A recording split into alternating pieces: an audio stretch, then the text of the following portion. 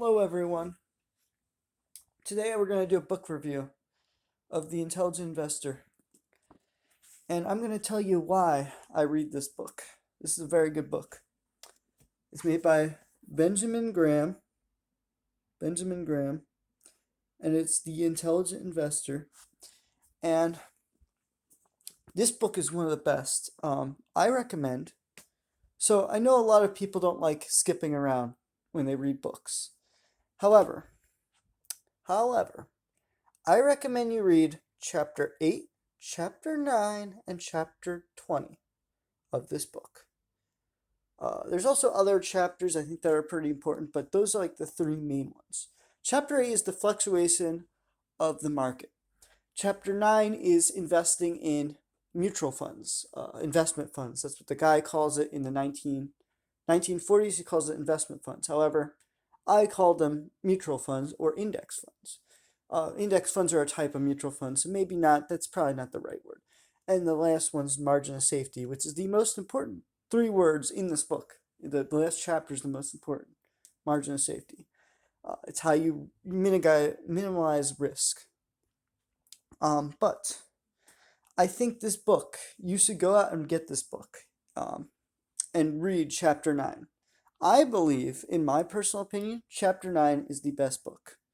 It is everything that John Bogle has said, but in a much older style. This was 1940s style. This is not the 2020, this is not the 2010 style of writing. But if you want to hear an older man who's wiser than John Bogle ever was, this is the book to get.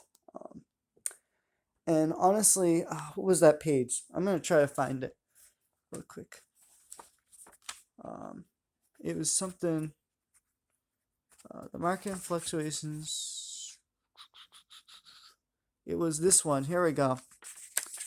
Investment owner contract. I name hereby state an investor who seeks accumulating wealth for many years into the future. There will be many times where I'll be tempted to invest in stocks or bonds because they've gone or are going up in price, and at other times tempted to sell my investments because they are gone or going down. There I declare to fruit my herd of strangers to make my financial decisions for me.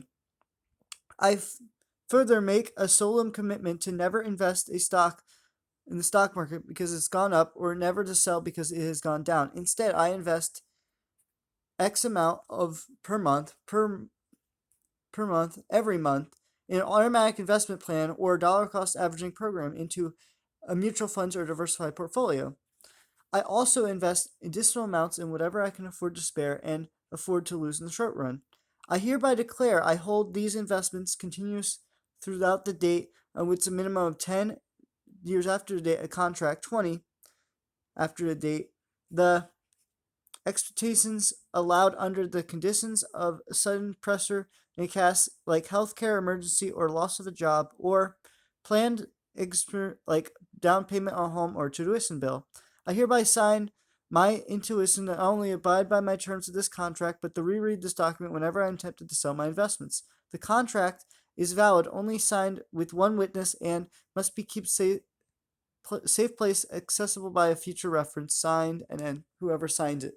And it's a very good, that was probably my favorite page, is the investment ownership contract. And it really states it lists why it's so important in there. And so I recommend you get that book, because that is the most important page, but it was under the commentary of chapter 8. But it's before the most important chapter. In my personal opinion, chapter 9 is the most important. If you ask Warren Buffett, he says chapter 8 is the most important, and then chapter 20, because his whole investment philosophy is chapter 20, sort of.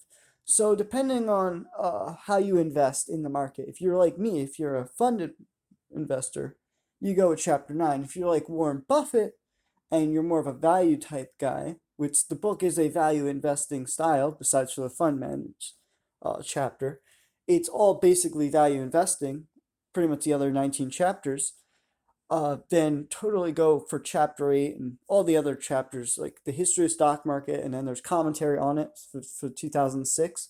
So it goes all the way to 2006. It's a little bit older. It's about 15 years old with the recent commentary. But yeah. Anyway, hope you've enjoyed this book review. I'm gonna try to make more book reviews because I've been reading books and I'm kind of ashamed in a society where we don't read enough